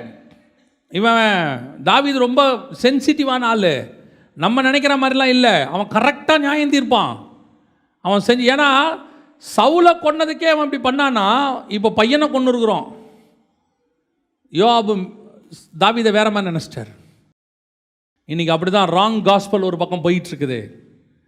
காஸ்பல் சொல்கிறோம், பிதாவின் சித்தத்தின்படி சொல்கிறோமா? அற்புத அடையாளம் நடக்குது, ஆனால் கர்த்தர் சொல்கிறபடி தான் நடக்குதா? நல்லா தெரிஞ்சுக்கொள்ளுங்க. உங்கள் ஊழியத்தில் அற்புதம் நடக்குது, அதிசயம் நடக்குது, உங்கள் வாழ்க்கையில் நடக்குதுன்னா எல்லாமே தேவனால் நடக்குதுன்னு அர்த்தம் கிடையாது. எல்லாமே தேவனால் நடக்குதுன்னு அர்த்தம் கிடையாது. தேவன் என்ன பண்ணுவார் தெரியுமா? ஒரு விஷயத்தை புரிஞ்சுக்கோங்க. இப்போ நீங்கள் ஒரு தீர்க்க தரிசின்னு வச்சுக்கோங்க. ஒரு உதாரணத்துக்கு, எல்லா மீட்டிங்லேயும் தீர்க்க தரிசனம் சொல்லணுன்ற அவசியம் கிடையாது. நீங்கள் உங்கள் மீட்டிங்கில் ஒரு ஹீலிங் நடக்குதுன்னு வச்சுக்கோங்க, எல்லா மீட்டிங்கிலும் ஹீலிங் நடக்கணுன்ற அவசியம் கிடையாது. கர்த்தருக்கு தேவையானால் அங்கே அவர் ஹீலிங் செய்வார். அங்கே இருக்கிற ஜனங்களை பேஸ் பண்ணி தான் கர்த்தர் செய்வார். இந்த ராங் காஸ்பல் அல்லது ராங் மினிஸ்ட்ரி இதை செய்யக்கூடாது. இப்போ யோவாபு சொல்கிறான் அகிமாஸ் கிட்ட, போகாத, இப்படி ஓடாத.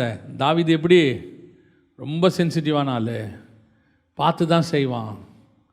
இப்போ அகிமாஸ் பார்த்தான். அகிமாஸுக்கும் தெரியும், நம்ம எதையாவது சொல்ல ராஜா எதுக்கு நம்மளை போய் குத்துவானே.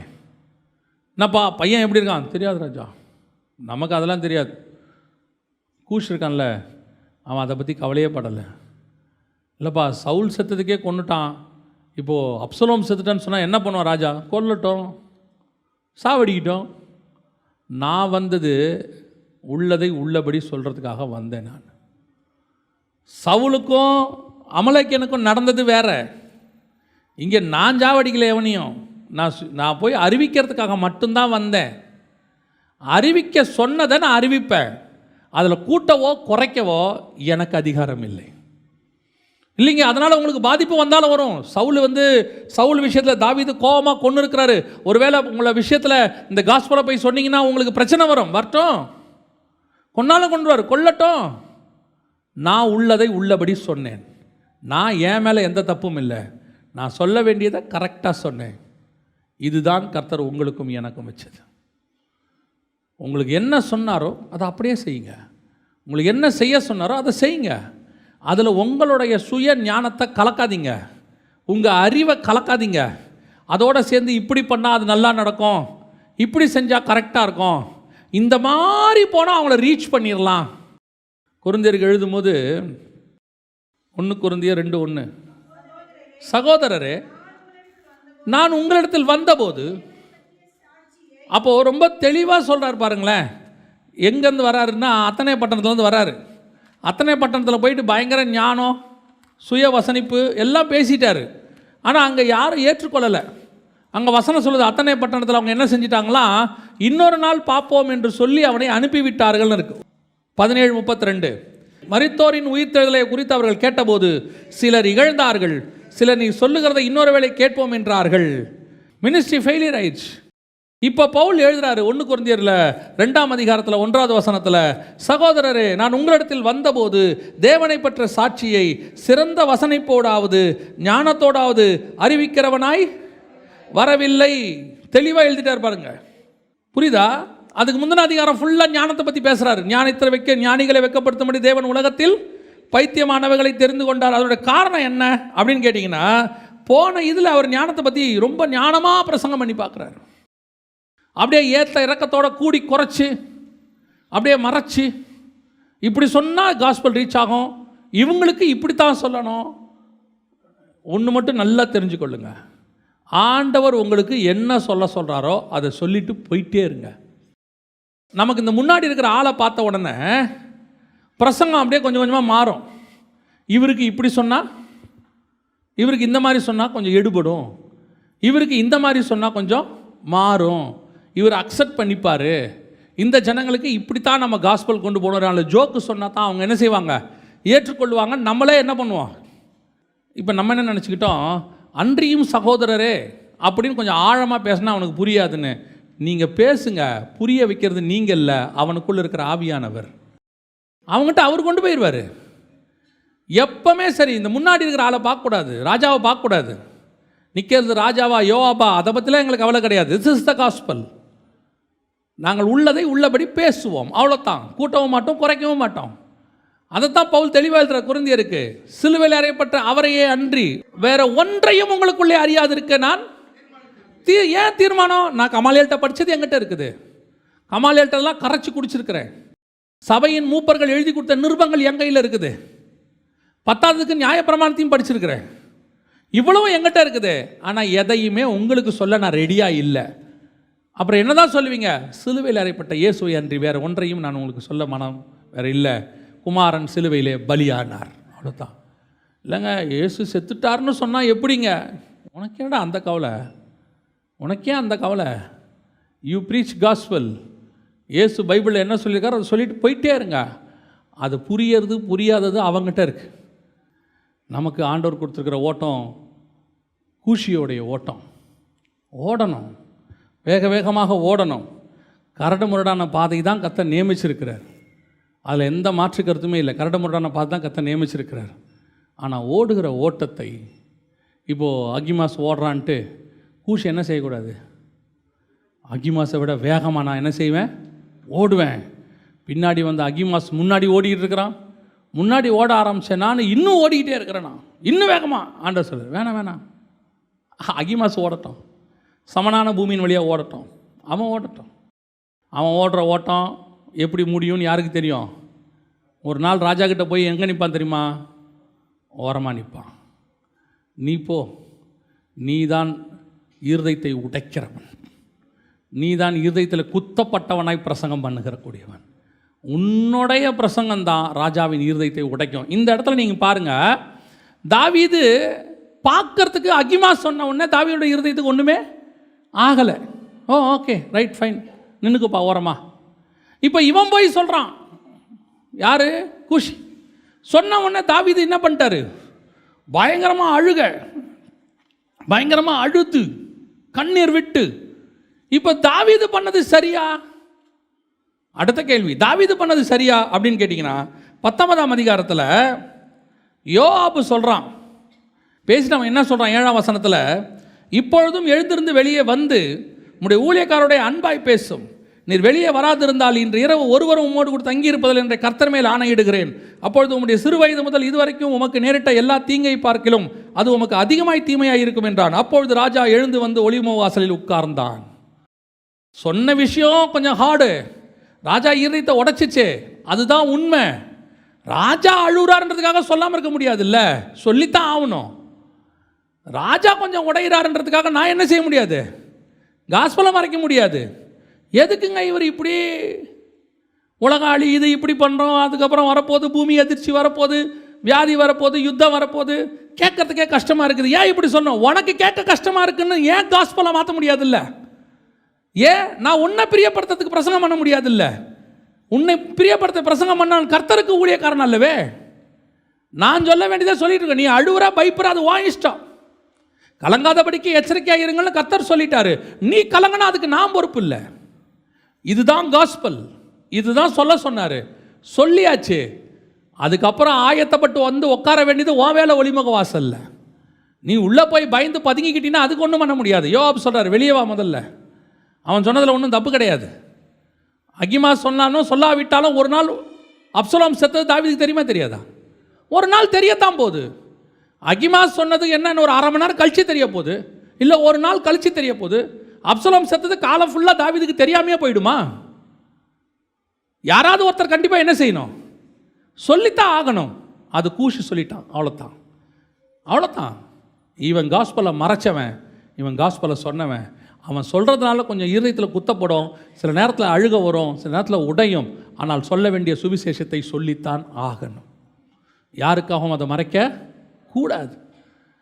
அகிமாஸ் அப்படி தான் நினச்சிட்டான். ஐயோ சொன்னால் ராஜா வருத்தப்படுவாரே, ராஜா நல்ல விஷயத்தை மட்டும் கேட்கட்டும், அவர் காதுகள் நன்மையானதை மட்டும் கேட்கட்டும். அதான் ப்ராஸ்பரிட்டி காஸ்பல், கிரேஸ் காஸ்பல். அதான் நல்ல விஷயத்தை மாத்திரம் கேட்கட்டும். இயேசு கிறிஸ்து வருவார், நாம் எடுத்துக்கொள்ளப்படுவோங்கிறது மட்டும் காஸ்பல் இல்லை. ஒழுங்காக இல்லாட்டி கைவிடப்படுவோங்கிறதும் காஸ்பல். கரெக்ட் தானே? இயேசு கிறிஸ்து உங்களையும் என்னையும் பாவத்திலிருந்து மீட்டாருங்கிறது காஸ்பல். சிலுவையில் அறையப்பட்டாருங்கிறதும் காஸ்பல். இயேசுவின் ரத்தம் நம்முடைய பாவத்தை மன்னிக்கிறதுங்கிற காஸ்பல். நீ எப்படி சிலுவையில் அறையப்பட்டதை சொல்லாமல் எப்படி காஸ்பல் சொல்வ?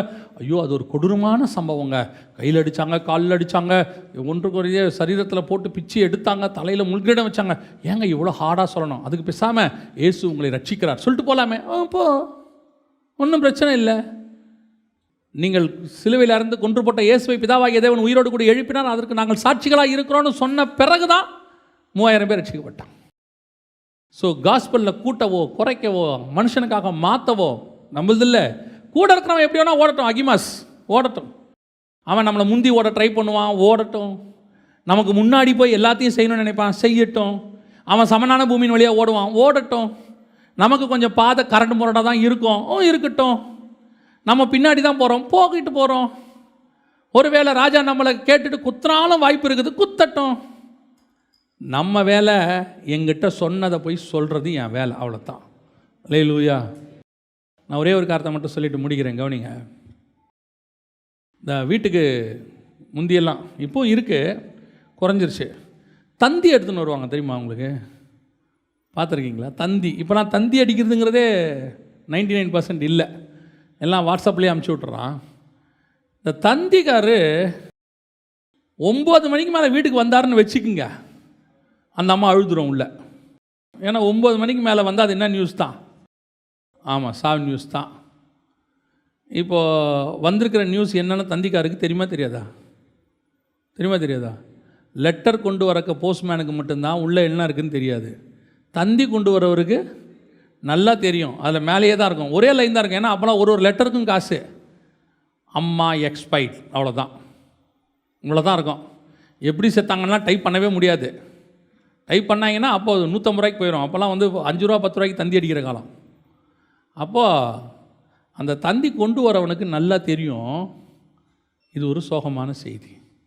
நைட்டு 10 மணிக்கு போகிறோம், 11 மணிக்கு போகிறோம். இப்போ மாதிரி கிடையாது. அப்போல்லாம் 11 மணிக்கு டிவி பார்க்குற காலம்லாம் கிடையாது. 6:30 மணிக்கு ஒளியும் முடிஞ்சிடும்.